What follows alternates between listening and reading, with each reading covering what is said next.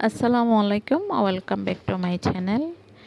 ডিমের পুডিং একটি সহজ ও সুস্বাদু মিষ্টান্ন যা সাধারণ উপকরণ দিয়ে তৈরি করা যায়। চলুন দেখে নেওয়া যাক রেসিপিটি।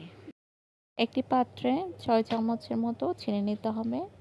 তারপর সামান্য পরিমাণ পানি অ্যাড করতে হবে।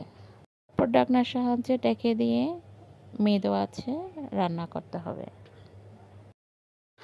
চিনি গলে হালকা বাদামি রং হয়ে গেলে গরম অবস্থায় দ্রুত পুডিংয়ের মোল্ডে ঢেলে দিন। 2-3 মিনিট রেখে দিন যাতে ক্যারামেল শক্ত হয়ে যায়। তৈরি করার জন্য আমি নর্মাল টেম্পারেচারের 4টি ডিম নিয়েছি। একটি পাত্রে ডিমগুলো ফাটিয়ে নিন। তারপর একটা চামচের সাহায্যে ভালোভাবে ডিমগুলো ফেটিয়ে নিন। এতে হাফ লিটার দুধ ও হাফ কাপ চিনি যোগ করুন। তারপর ভালোভাবে মিশিয়ে নিন।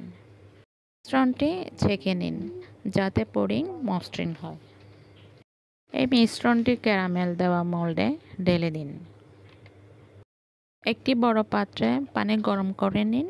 তার মধ্যে একটি স্ট্যান্ড বসিয়ে দিন। পুডিংয়ের মোল্ডে একটি ঢাকনার সাহায্যে ঢেকে দিন। মোল্ডটি স্ট্যান্ডের উপর বসিয়ে দিন। তারপর বাহির থেকে একটি ঢাকনা দিয়ে ঢেকে দিন যাতে বাতাস বের হতে না পারে। 30-40 মিনিট কম আঁচে স্টিম করুন। আমি 40 মিনিট পর ফিরে আসলাম।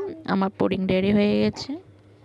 পুডিং চুলা থেকে নামিয়ে আমি ঠান্ডা করতে দিয়েছিলাম। তারপরে ফ্রিজের মধ্যে রেখেছিলাম প্রায় 1 ঘন্টার মতো। আমার পুডিং বানানো কেমন হয়েছে অবশ্যই কমেন্ট করে জানাবেন। ভিডিওটি ভালো লাগলে অবশ্যই লাইক, কমেন্ট, সাপোর্ট করবেন। সবাই ভালো থাকবেন। ধন্যবাদ। আল্লাহ হাফেজ।